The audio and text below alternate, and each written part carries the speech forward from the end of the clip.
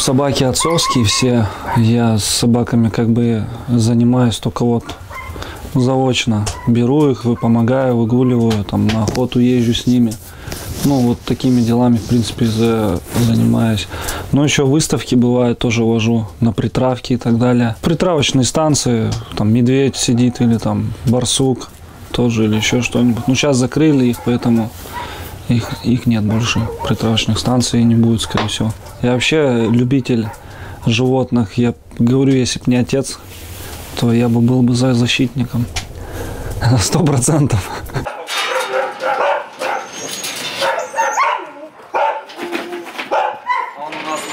Ну, сначала был гибрид у нас, я купил отцу. Это как бы считалось, что усовершенствованная порода лайки. Гибрид второго поколения. Второй, третьем поколении уже считалась смесь с волчьей кровью. Считалось, что собака более выносливый и, ну, вообще по характеристикам превосходила лайки обычной, чистокровной. Ну, решил подарить, подарил ее. Девочка была там у промысловиков, тоже охотников, взял ее. И у нас ее украли буквально через 2 недели. Вот. Потом мысли меня не оставляли. Мне вообще все животные нравятся.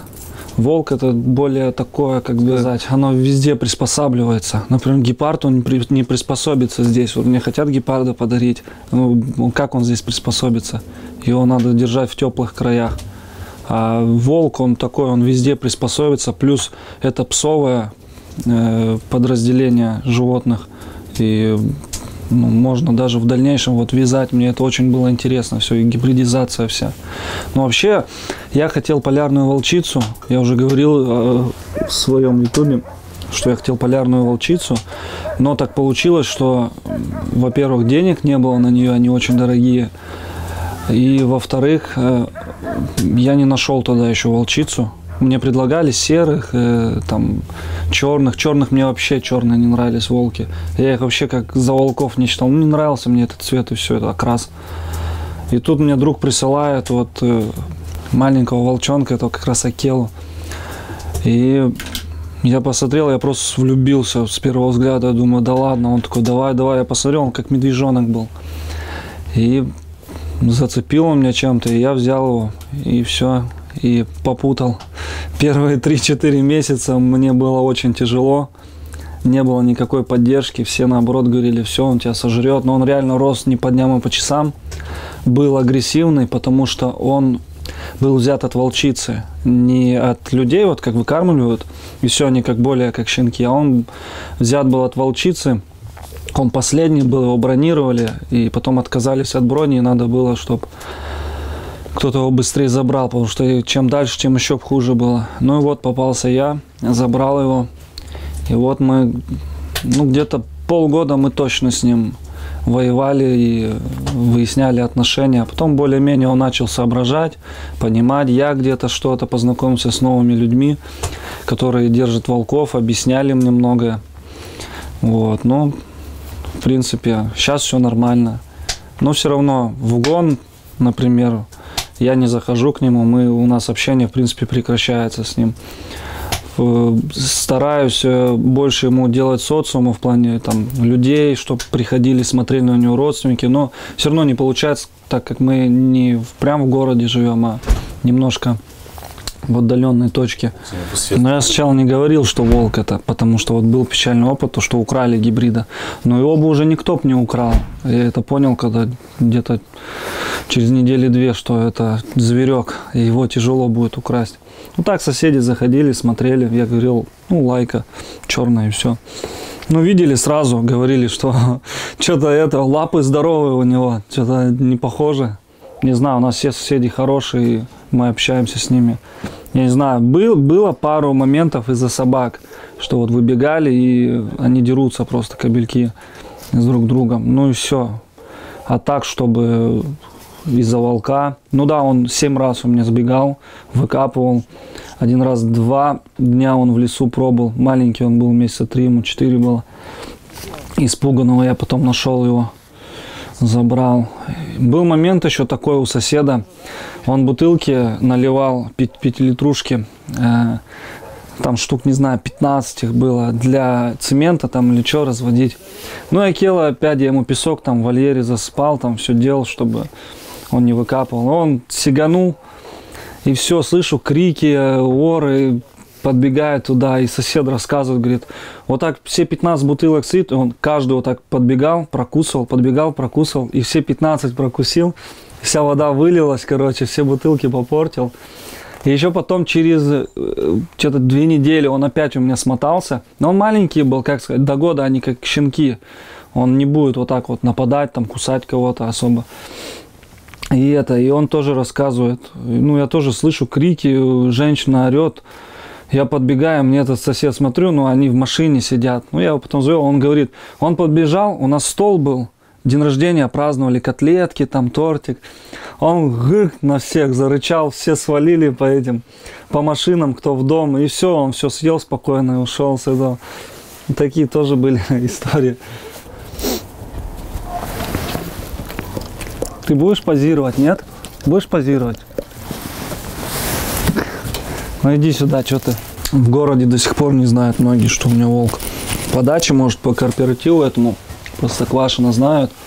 А вообще мало кто знает о волке Уренгой именно. Я не знаю, может у нас как-то...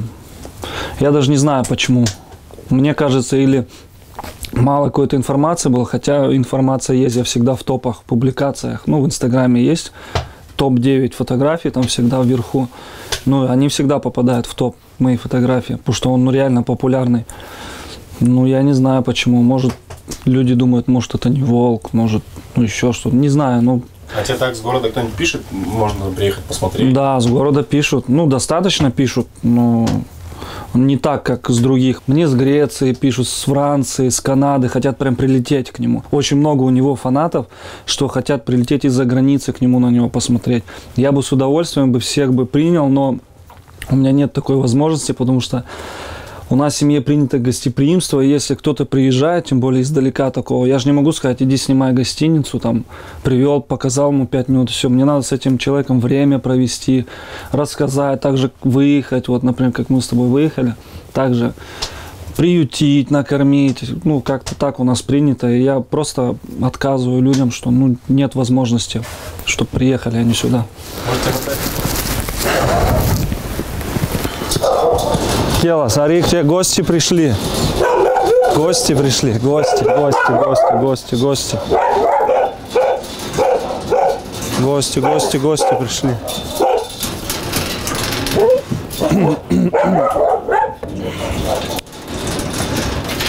Я семью не вижу из-за вот этих всех движух. У тебя есть жена?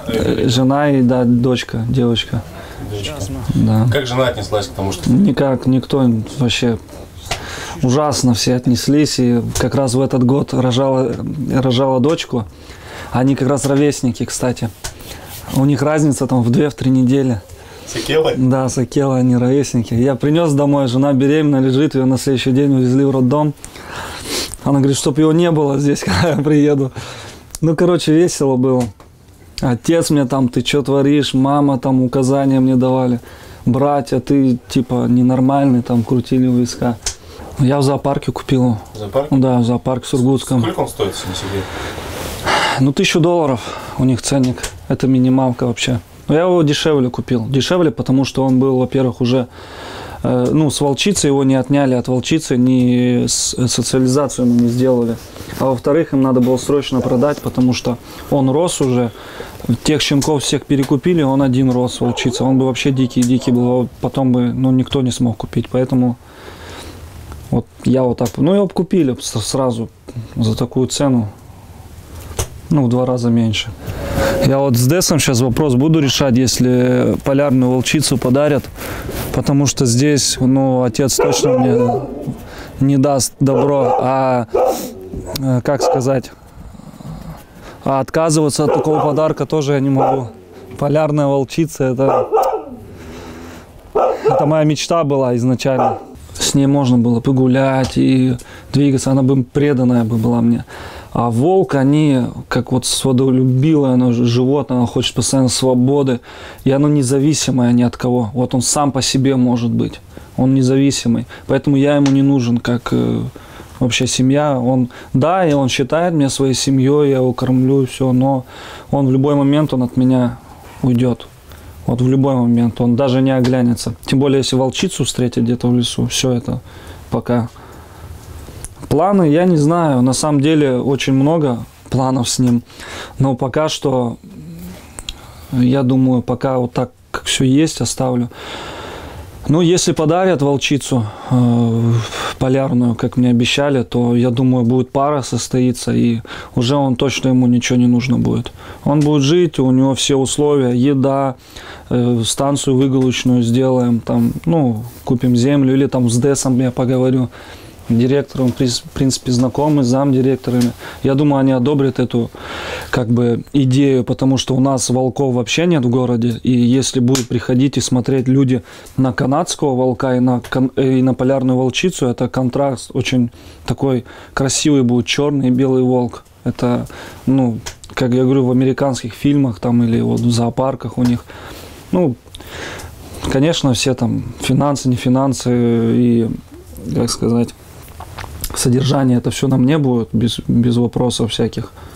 Ну и постройка, наверное, вольера, выгулочной зоны, все это тоже на мне, в принципе, и будет вообще шикарно. Если я не уеду отсюда. А если я уеду, то у меня уже есть тоже договоренность в Санкт-Петербурге, мне там выделяют землю, и я там строю также за свой счет. Не такие, как у меня сейчас дома вольера, а прям вольер, в принципе, такой же где-то размером, и плюс выгулочная зона, где можно гулять, бегать, прыгать там ему, чтобы развитие было хорошее. Он, видишь, даже не дает себя потрогать. Вот как ему ошейник, например, одевать? Люди говорят, одень ошейник, походи с ним. Я могу показать, как я ему сейчас ошейник одеваю. Я могу в 2 дня одевать ошейник, могу неделю ему одевать, потому что он не дастся мне. Тебе открыть? Иди сюда. А там чего делать? А там это перегонку, которую мы делали. Она, вот замок надо на нее вешать, и это. Он заходит, например, туда, он сейчас выскочит, он, видишь, понимает, что я его хочу туда за это. Как бы проверочка была. Просто как бы перевозка, будка, туда сено надо наложить к зиме, во все будки купить. Да и все. Зовут там на съемки всякие, на фотосессии, на куда-то на выезды с ним, но это вообще невозможно, потому что... А если большие деньги предложат? А как я с ним выйду? Он не дастся, и все, он меня укусит. Укусит, порвет, толкнет, там, ну, начнется драка, короче. Я никак не смогу приехать с ним. Это надо его усыплять, это, ну, да зачем? Я, если честно, вообще бы свой бы парк создал, какой-нибудь сафари-парк, чтобы там ехал на машине, тут животные гуляли или застекленные. У меня есть такая мечта, в принципе, поэтому я мечту эту буду переводить в цели и думаю, в скором времени, может, через года 3-4, я это все осуществлю в реальность. Ну, я так думаю. Если идти, делать и постоянно вдохновляться этим, то все получится, я думаю. Если появятся какие-то спонсоры, то я буду не против. Вообще, да, сам планирую. Но у меня нет этих средств, но я буду постепенно, потихоньку. Сначала землю, потом там, может, пару животных, потом еще, и может быть. Ты прям хочешь, это будет зоопарк или что это будет? Не зоопарк, это будет как бы типа сафари-парка, где гуляют животные, не в клетках. Приятно смотреть, и не жалко животных, и никто не пишет всякие там петиции, заявления, что вот у того-то животного там грязная вода зеленая, или там он как в свинарнике живет и так далее, как у нас здесь часто в зоопарках. Надеюсь, конечно, на спонсоров, но, ну, инвесторов больше, я бы так сказал, которые будут заинтересованы в этом заработать, потому что без этого никак. Бесплатно такие парки, это надо быть миллиардером, чтобы открывать. Юга, молодец. Тихо, пойдем, как Келли, пойдем. Тихо, пойдем, как Келли.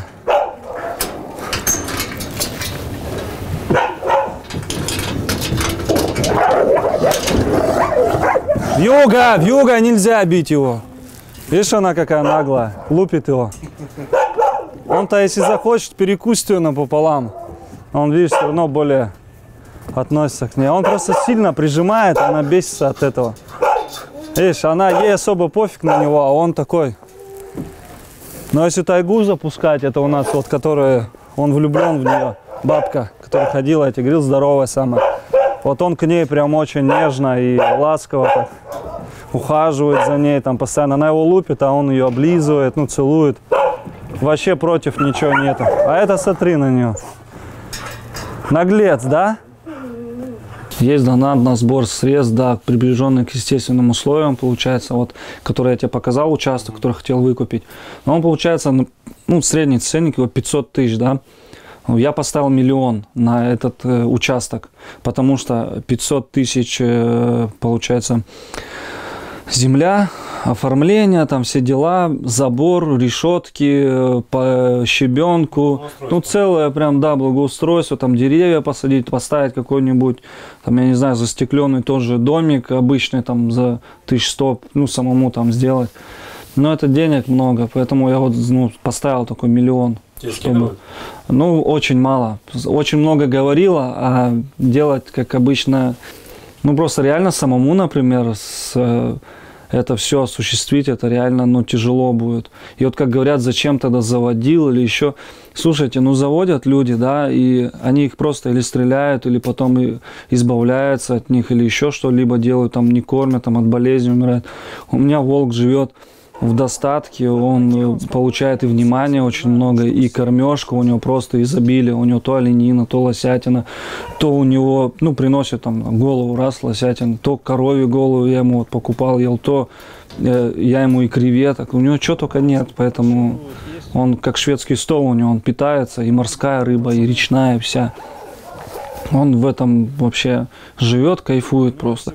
Да, то, что вот один минус, что я не могу его никуда вывести, но я его не вывожу не потому, что я там не хочу или еще, а безопасности окружающих, потому что он не безопасен. Это никогда не заводите волка. Ваши иллюзии, что он будет как собачка, он будет бегать там, слушаться вас, любить вас. Нет, волк вас любить не будет. Это все иллюзии, это дикие звери. Если вы видите, что я обнимаюсь, там, целуюсь, это вообще мгновение, там, доли секунды, там, в те 2 недели, которые он может подойти, там, соскучиться за мной, сделать. Но все же он нацелен мне там в горло вцепиться или еще что-то. Это его более цель, чем обнять меня, там, облизать и так далее. Это вот, ну, волки, они и есть волки. Дикий зверь, он в любой момент может цепануть в горло и все. И... Тебе не страшно самому?